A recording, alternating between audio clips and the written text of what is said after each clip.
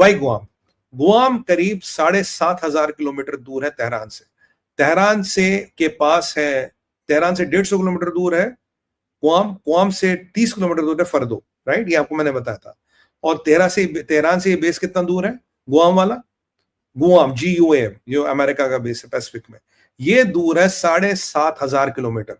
Iran के पास कोई ऐसी मिसाइल नहीं है, कोई ऐसा बैलिस्टिक वेपन नहीं है जो इतना दूर कैरी कर सके। You need a typical ICBM from that. So if you have to park B2s loaded with GBU-57, you will park them in Guam, क्योंकि वहां से और उसके आसपास भी कोई ऐसा नहीं है जिसकी मिसाइल इतना दूर आ सके।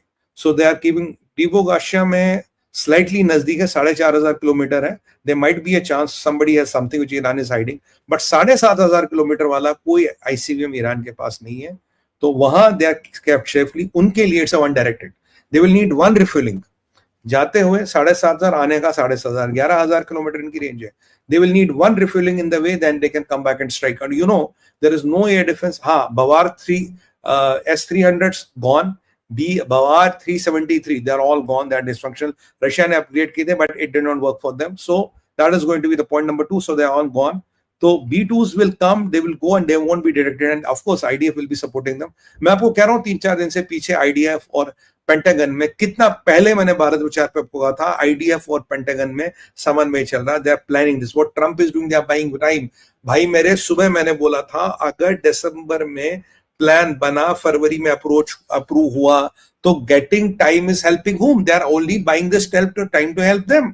टाइम खरीदने का मतलब ही उनको हेल्प करना।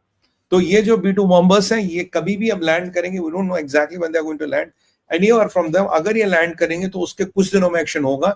अगर अमेरिका अपना 1/3 मोस्ट स्ट्रेटेजिक बॉम्बर्स को गुआम ला रहा है, वो सर्कस के लिए तो नहीं ला रहा। It's 1/3 of the complete arsenal. B2 are the highest what they have, जो इसकी रेंज में B-52 वगैरह, B2 आर द हाईएस्ट। शायद डिगो गाशिया में B-52s are placed, they have recently placed them, but B2s are the highest in the chain of what do you call efficiency and efficacy। तो अगर इसको ला रहा है, ये बड़ा इंपॉर्टेंट है। तो भाई साहब मान के चलिए एक्शन होने वाला है।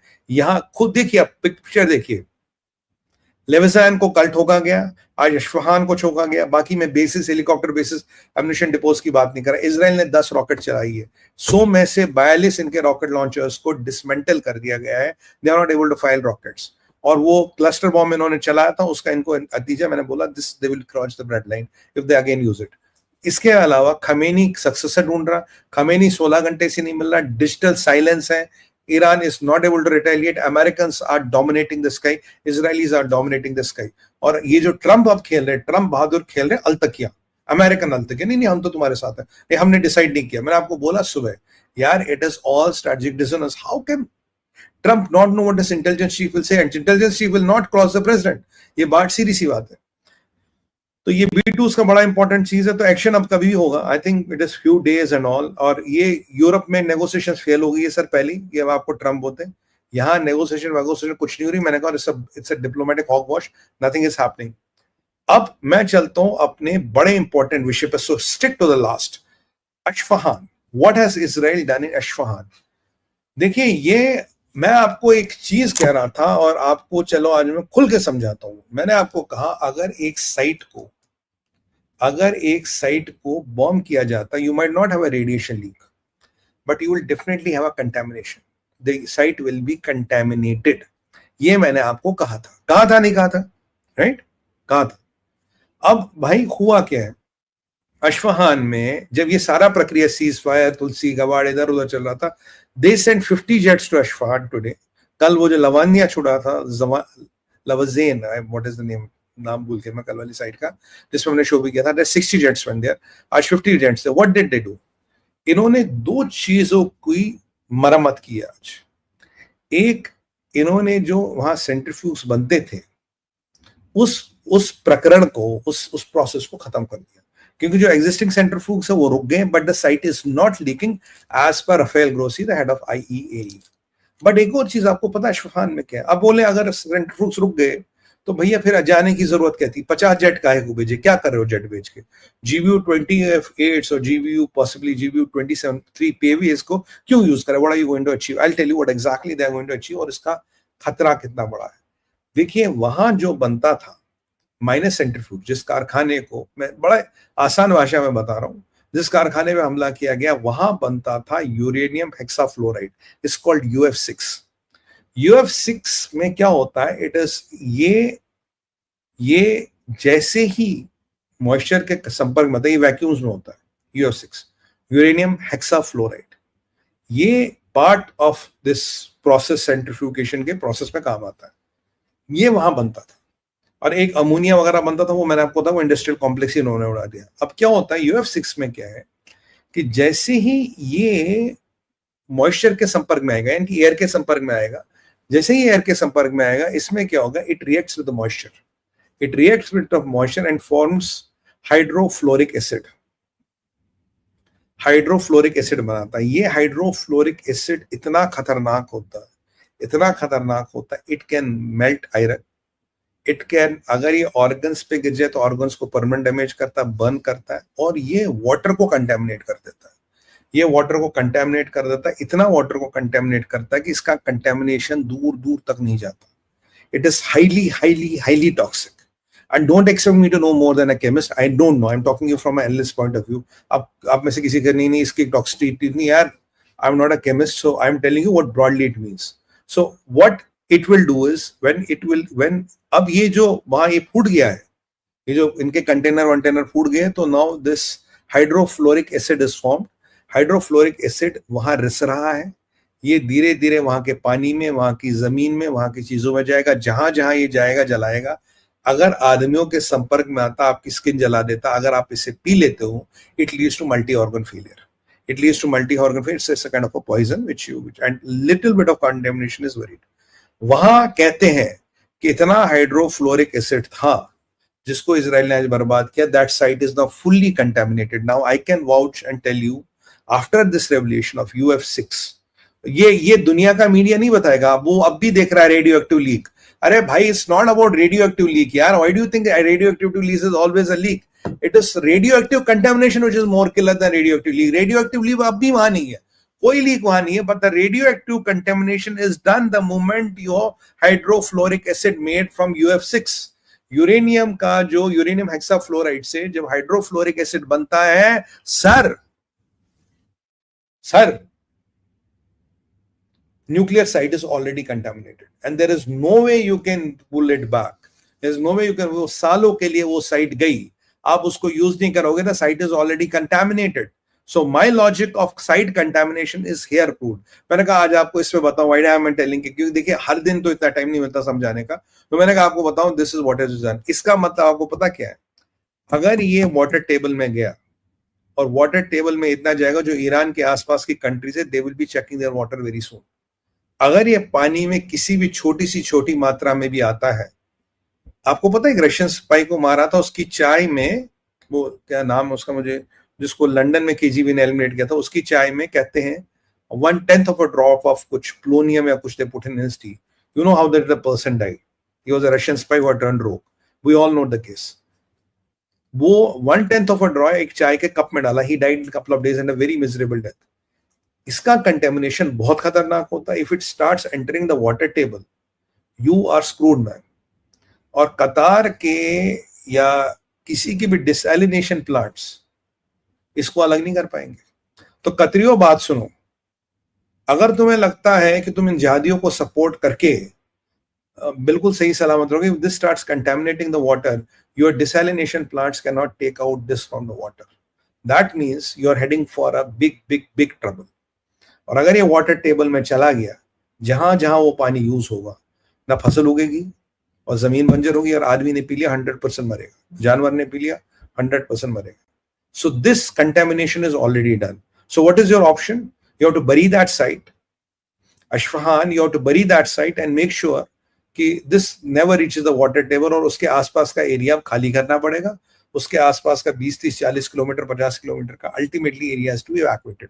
This world media will not tell you, this main stream media will not, because they are still focused on gas, मतलब not sorry gas, radiation leak. Radiation leak is not only thing, contamination can be much dangerous than the radiation leak, because radiation leak ultimately क्या होता है, जब radiation leak होती है in due course of time they get mixed into air, हवा चलती आगे आगे आगे, because of the half life cycle, जो radioactive materials का होता है, and with air blowing and all, the contamination levels start getting lower and lower and lower and lower and lower. Sorry, the radiation levels start getting lower. और जितना आगे आप जाओगे, there will be a point when it will not impact anybody. But जो contamination है, ये जहां तक जाएगी वहां तक इम्पैक्ट करेगी.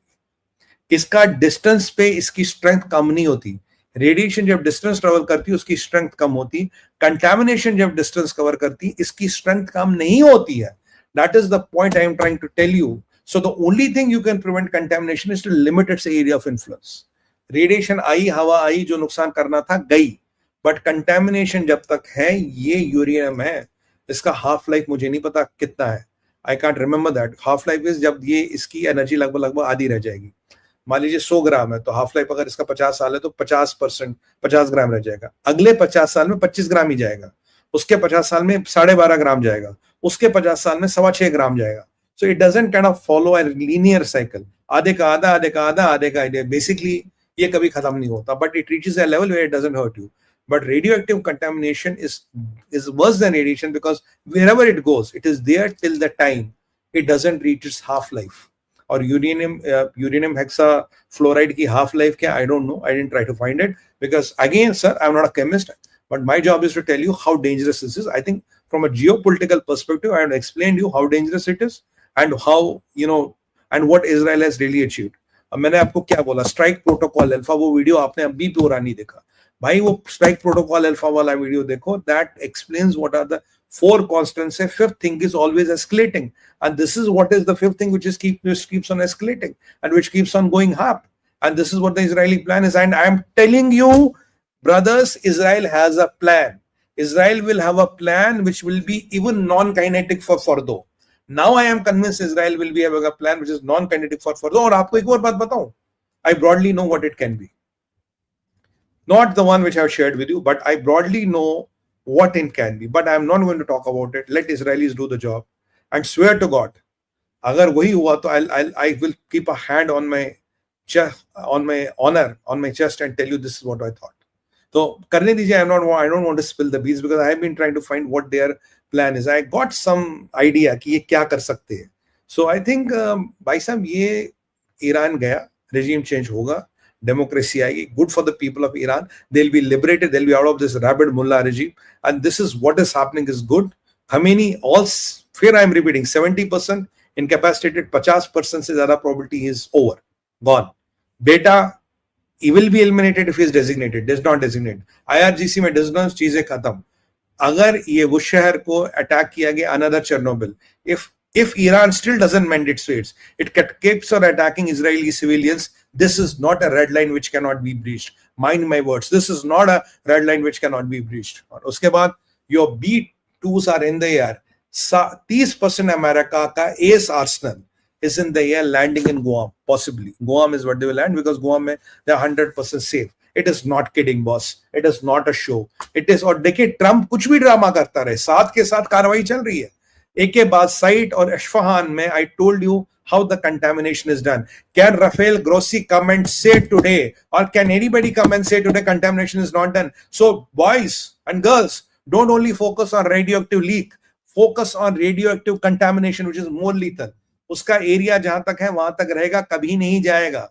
तो मैंने आपको आज पूरा समझाया. और Bavar 33s and S300s are no match to F-35 ADRs. They cannot stop them. There is nothing they can do. Game over है boss. Game over है ईरान का. Game over है. तो कितने मिसाइलें दागी है? 10. अगर they have millions of missiles, we are not firing it. उन्होंने कहा था 1 लाख, 5 लाख, 25 लाख मिसाइलें. कहाँ वो 25 लाख मिसाइलें? Why bloody they are not firing it? Why they are only firing 10 missiles? वो कहते हैं ना, अब नंगा नहाएगा क्या निचोड़ेगा? They don't know how to do and what to do. It's going to be interesting. So next, मैंने आपको बोला था yesterday, मैंने बोला next 5-7 दिनों में इस war का will have a sizable outcome because I can already see that Iran is fading out. Iran is losing this war. If you ask me, my analysis, they have almost lost this war. It's a matter of kind of disclosing. But, ये rabid jihadi इतने पागल है, they can start attacking Saudi oil fields. They can start disrupting UAE. They can start attacking American bases. मतलब हम तो डूबेंगे, तुम्हें साथ लेके डूबेंगे सनम. So we have to wait and watch how it will happen. But I hope it doesn't span into a regional conflict because knowing Ayatollah and his mentality, he will want to settle score with Saudi Arabia. 100% वो सऊदियों के साथ score settle करना चाहेगा, because he is a grudge in the heart, Saudi never had happened. और बाकी हमारा पाकिस्तान, वो तो माशाल्लाह नंबर 1 है, डॉलर ले लिया, देखो जहाद की राह पे चल दिया, जो डॉलर देगा उसको सलाम करेंगे। तो पाकिस्तान का नारा होना चाहिए, डॉलर के हम गुलाम, दो करेंगे तुम्हें सलाम। ईमान तकवा जहाद फी से बिल्ला हटा के बोलो, डॉलर के हमें गुलाम, जो देगा करेंगे उसको सलाम। ये पाकिस्तान आर्मी का मोटो होना चाहिए, डॉलर वाला छोड़ दो, जहाद करो बेटा, तुम्हारा टाइम आ गया है। और आज जो ये इस्लामिक देशों का कांग्रेस हुआ, खैर मैंने तो उसको बात भी नहीं की यार कि ये कांग्रेस, मुझे लगता पाकिस्तान वहां नहीं था, पाकिस्तान भाई साहब गलती मार गया, गोल हो गए सही टाइम पे सही जगह पे। That is your friendly neighbourhood Pakistan. एक चीज अच्छी है, उन्होंने अमेरिकनों के साथ एक चीज अच्छी सीखी है कि पैसे में हर चीज बिकती है, तो that is true for Pakistan. Pakistan को हम ऐसी हीरा मंडी नहीं कहते, पैसा फेंक तमाशा देख। आप लोग बड़े परेशान, मुनीर चाय भाई पी रहा था, मैंने कहा भाई मुनीर का लेवरेज भी है, मुनीर का DF6 वाला लेवरेज मत भूलिएगा, उसको औकात गिना दिए। अगर ये DF6 को छेड़ा तो वहां आके मारेंगे जहां पानी भी नहीं मिलेगा।